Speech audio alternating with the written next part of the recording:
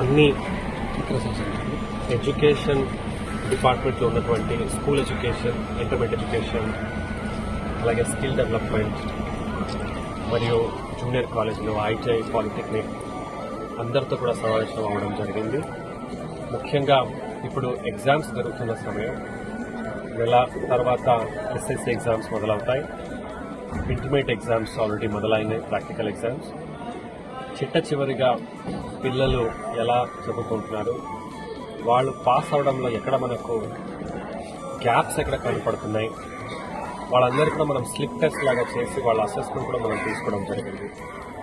అందులో కొంతమంది పిల్లలు పాస్ దగ్గర, కొంతమంది ఇంకా పాస్ కూడా అవ్వలేకపోయినటువంటి వాళ్ళ పిల్లల్ని మనము ఒక సపరేట్గా వాళ్ళ పైన ప్రెషర్ కాకుండా వాళ్ళని అర్థం చేసుకుని వాళ్ళకి ఎలాంటి సహాయ సహకారం కావాలి, ఎక్కడ ఇబ్బంది పడుతున్నారని వన్ ఆఫ్ ద బెస్ట్ టీచర్స్ని మనం సెలెక్ట్ చేసి రెసిడెన్షియల్ ఫెసిలిటీ పెట్టి ఒక 7 లొకేషన్స్లో జిల్లాలో చేయడం జరిగింది.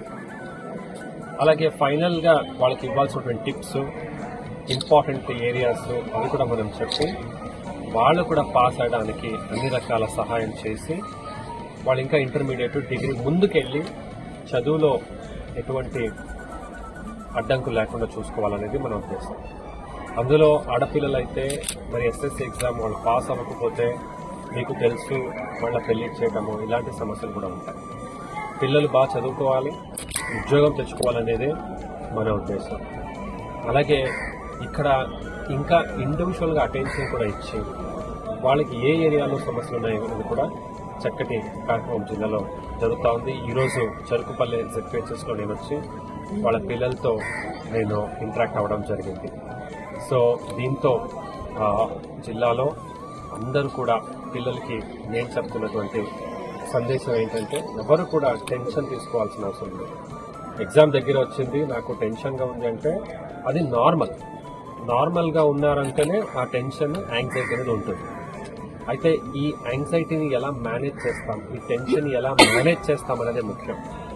టీచర్స్, తల్లిదండ్రులు, ఇంట్లో అందరూ కూడా ఒక సపోర్టివ్ ఎన్విరాన్మెంట్ క్రియేట్ చేయమని కోరుతున్నాను. పిల్లలు మీకు ఎటువంటి ఇబ్బంది ఉంటే మాట్లాడమనుకోండి, మీలోనే దాన్ని పెట్టుకోవడం తప్పు. మీ ఫ్రెండ్స్ కానీ, మీ టీచర్స్ కానీ, అన్న తమ్ములు, అక్క చెల్లెలు వాళ్ళతో మీరు చెప్పుకోవాలి. అలాగే ప్రతి ఒక్క పిల్లోడిలో ఆ కెపాసిటీ, కేపబిలిటీ అనేది ఉంటుంది. ఒకళ్ళు బాగా ఇప్పుడు దాకా మార్క్స్ తెచ్చుకున్నారంటే నాకు తక్కువ వస్తుంది అనేది కాదు. మీ అందరూ కూడా మీ పైన నమ్మకంతో ఎగ్జామ్ని ఫేస్ చేసి జిల్లాకి మంచి రిజల్ట్ తీసుకురావాలని కోరుతూ మీ అందరి నుంచి సెలవు తీసుకుంటాం.